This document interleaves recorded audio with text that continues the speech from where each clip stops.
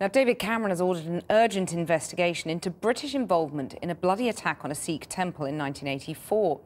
Newly released documents suggest an SAS officer helped draw up plans to remove Sikh extremists from the Golden Temple at Amritsar with the knowledge and approval of the Thatcher government.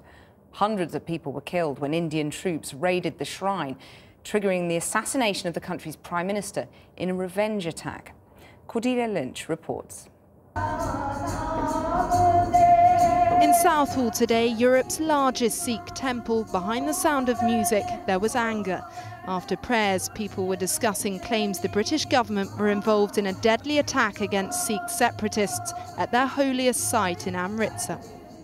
It was, of course, going against human rights, but this government did nothing against it to stop it, and still we are fighting for justice. Last year, David Cameron visited the Golden Temple. Today, he was on the back foot, ordering Sir Jeremy Hayward to investigate if the British government helped to plan the massacre of 1984. It comes after a cache of secret documents were released under the 30-year rule. One letter from the Foreign Secretary's office states the Indian authorities sought British advice to remove Sikh extremists, and a plan was drawn up by an SAS officer with the approval of Margaret Thatcher. Now that the cat is out of the bag, I think the only thing that British Sikhs will expect is full disclosure. They can't cover this up again, and I think the Jeremy Hayward route is probably the least the government should do. I think we probably need a statement in the House, we need a proper inquiry, and we definitely need all the documents that are around this issue in the public domain.